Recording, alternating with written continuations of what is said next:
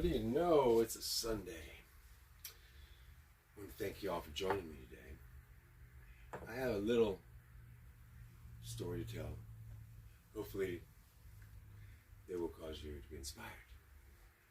To give those of you who know that God has a plan, give you a chance to fulfill that plan. My job as one of the men of God, we're all men of God, if you believe in that. And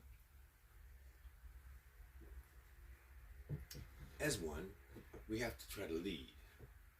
And if we can lead to the right places and others follow, then we can open up doors and pathways and opportunities they didn't know existed. Now I'm going to be able to speak of doors. I happen to own 2,000 of them, going back into the 1800s, maybe even 1700s. I have doors from India, doors from New York, doors from all over, doors of opportunity, and windows. I have thousands of windows. I was looking today, several square miles of glass if you laid it all flat, and window sashes made out of cypress. The value of the cypress alone that goes around the windows is probably $20,000 or $30,000, but the glass itself, blow a piece of sand that's heated up into a bubble, and then slice it and lay it out and flatten it out, and that's how you make glass up until 1919. Now, why is that important? If you don't have to make new glass, you don't have to use the heat it takes to melt the sand to make the glass, which is what everybody does now. And they throw old glass away because you can always buy more. Well, you buy more, but it's very expensive to the planet. That's a lot of sand. It's a lot of heat. It's a lot of labor. It's a lot of work. And why not use the old stuff? So, I believe in salvaging the past to create the future. Salvage the body that you're given if it's broken. Salvage it and build a better body. If your life is broken, and I've had mine broken several times. Losing my son, my only son, broke my life, broke my self-image. It brought me to God closer than I'd ever been because I had denied God that he could predict that he could determine our future, our fate. I didn't believe until it told me my son would pass away in Paris, France, and at 24. And when he did, since then I've been at his service, fulfilling a mission I came in life to do from the beginning. I've gathered 300 to 500 houses worth of materials. I've spent the last 4.5 years, now that I'm an adult and I'm a writer at 70 years old, I have now prepared the books. I'll be able to go out now and market and hand out the solutions for others to be able to build houses out of all American parts. No imports. No toxins from all the plastics or the vinyls or the paints that are on new paints are actually toxic if you breathe them in many cases. Sheetrock issues, all sorts of lots of it. It's bad. So you can go back and build with all wood.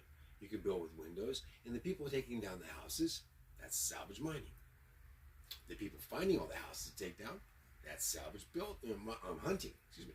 Salvage hunters go out, find the houses, find the barns, get the contracts to tear them down, make sure everybody's happy, and then have the salvage miners come in and do the work, tear it down, and then they take the materials over to the salvage builders, which is the co-op in your local town.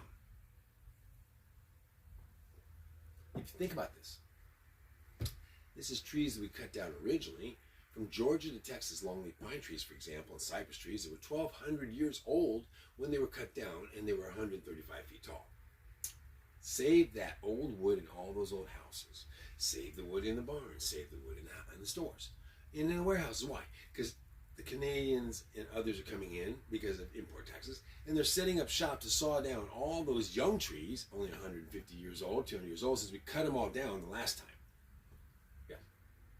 There was a time when a squirrel could get in a tree in Georgia and stay in trees all the way to Texas, if he was to prefer to do that, and that time is gone. So, we're barely getting forests back, which means we're barely getting the environment for wildlife back, which means we're barely getting back what was taken from us by the lumber barons who paid $1.50 an acre, cut all the trees down, and abandoned the property for the taxes in many cases, or later came back and planted trees to grow faster, cut sooner.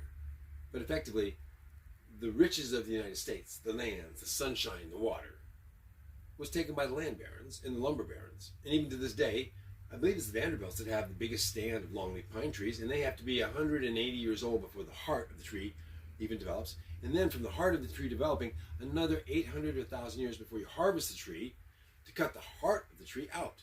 Heartwood is a cut from the center of the tree. It's the strongest part. It holds the tree up 135 feet tall, and there's no knots for many, many cases. 20, 30 feet, no knots.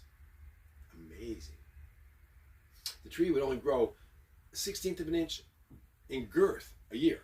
And the average tree in about the 1835, 1840 was 6 foot in diameter, average. I mean, some were bigger and smaller. And they were all cut down by 1932 by the lumber barons. Now, a lot of people don't know about the lumber barons, but there's a great book called The Sawdust Empire. And you really need to read it because it tells you about how in Texas, up until the 1930s, 1934, they were paying their employees with tokens, stamping them on Friday, handing them out the tokens to the people. Nobody in town would take the tokens. Nobody anywhere but at the company store. And for your rent, company housing, you pay with tokens. And anything else you need at the company store. But otherwise, you leave the company compound and your tokens were no good. So they finally passed a law in Texas saying you've got to pay those slaves with real money, otherwise they're slaves. No, they're white people. They're still slaves. They were indentured servants. They're all colors, by the way. The original indentured servants who were sent over from England during the big battles in the 1700s, oh my goodness, they were all slaves. White slaves, black slaves, yellow slaves, didn't matter. They were all indentured servants. They were sent over here and their life was owed to somebody. And in Texas, you couldn't get out of being an indentured servant if you couldn't make any money and leave. They pay you in tokens. You could buy your way out, but once you got out, what are you going to do? You can't leave with tokens. And so to leave the lumber yards in those days, you had to basically leave with nothing. In those days, 12-year-olds started work because daddy's probably worn out by the time they got to be 12. And they started working, cleaning out all the saws and everything. So all that lumber is stacked up in my warehouses. They made windows out of it. They made doors out of it. J.F. Smith & Brothers. J.F. Smith & Brothers was the biggest shipper, catalog parts, windows, doors, hardware in 1863 to 1963. When they shut down in 1963, the dentist across the street said, let me save that inventory. Being a guy like me, he didn't want it wasted. And he saved it in a house over in Muldoon, Texas with 3 bedrooms, filled, stacked floor to ceiling with stuff, and a barn out back stacked with floor to ceiling in a corner of it, 15 foot high, with window sashes. And a lot of them were new old stock, never been used. So I happened to have been come along. He's 84 years old in the old folks home. His wife was 83. And the kids want to get some money. It's going to end shortly because I'm about running out of time. Would you believe the moment I said I'd go ahead and take all that stuff and save it, take care of it, honor it, be the steward? Within 4 days, he and his wife passed away. Their job was done. They found the next sucker who's going to go ahead and steward the stuff for the next 25 years, which is about how long it's been.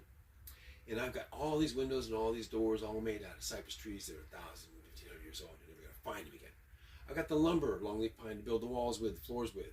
I've got the trim to do all around the windows and doors. I have enough windows and doors to build at least 300 to 500 small houses, tiny homes in stock. Now what I want to do is I want to get certified people that come in here and train, learn how to build this way, and then go back out and start outposts. And I'll give them the materials to build the first 2 or 3 houses as part of their tuition. So you spend $25,000 or $50,000. At $50,000, you get 3 houses with the windows and doors and trim and all sorts of things take back with you, but you also get certified and you get a territory. And every order that comes in your territory, say around 75 miles from where your place is, that co-op of your local people can build those houses and transport them cheaper than I could ever hope anybody could hope to build anywhere else and transport them. Because they can be houses, not trailers. They can be 11 foot wide instead of 7 or 8 foot wide. They can be habitable, healthy, and grounded. I'm about to run out of time. If you're interested in this, I know. I came formal, just so I could say, on a Sunday. I'm here as your inspiration. God sent me to do a job. My job was to have everything ready when you all woke up. Take care of your vessel. Take care of your body. Take care of your spirit, your mind, your children, your family. Stay natural. Stay organic. Homestead if you can. Prepare. Things are changing fast, and I want to offer you up a lot in a very short amount of time, and you pay for it later. And if things are really tough and you don't pay for it, I'm not taking your house away once you build it. We'll work it out someday. I'm 70. Maybe we'll never have to worry about it. If I die, it's paid off. times went out. Is that not a good offer? Is that not inspirational? I can provide the materials, give me 50% down, 0% interest, take as long as you take to build it. When you sell it, pay me, or if you live in it, 5 years, no interest. And if shit hits the fan and you can't pay me, I'm not coming to take your house. If you're a good enough person, you pass the test, God says give it to you. At that point, it's yours. If I die, it's yours. Don't come kill me just to get your house paid off. But trust me this, I'm not here to take your money. I'm here to provide opportunity, and I need the young kids, 40-year-olds, 30-year-olds, 20-year-olds, to build the houses and to spread this ideology. Salvation through salvage is possible. I'm a poor boy. I'm proof it works.